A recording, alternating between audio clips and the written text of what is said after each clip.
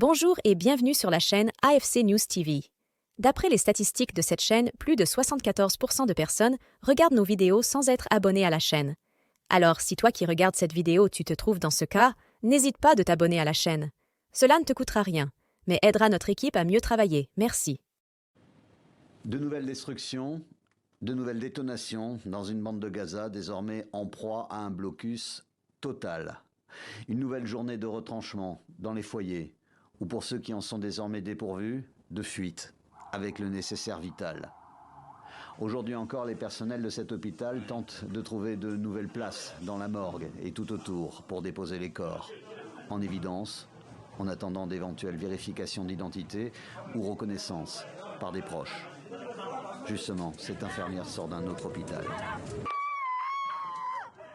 Bouleversée, parmi les cadavres, elle a reconnu son mari. Hier, en fin de journée, l'armée israélienne a diffusé ces images de ce qu'elle présente comme le quartier général du Hamas et de sa destruction. Les occupants de cet immeuble apparaissent ensuite dans la ligne de mire, en train de fuir, avant d'être atteints par un nouvel impact.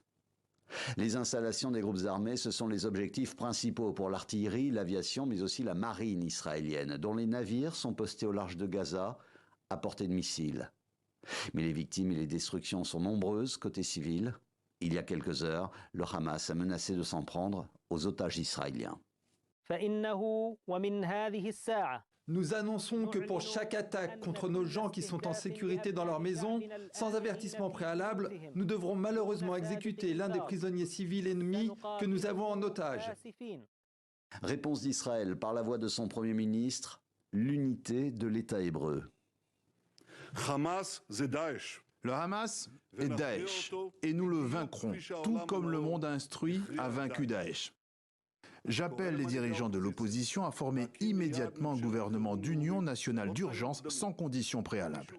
Un appel à l'union alors qu'un autre front semble s'ouvrir. Le Hezbollah libanais, autre bête noire d'Israël, a affirmé avoir bombardé 2 casernes israéliennes. Un bombardement présenté comme une riposte au pilonnage par l'armée israélienne de ce poste avancé du Hezbollah dans le territoire libanais où 3 membres du groupe paramilitaire libanais ont été tués. Autre donnée de ce nouveau conflit, après la brouille liée à la guerre en Syrie, le Hamas et le Hezbollah semblent plus proches que jamais.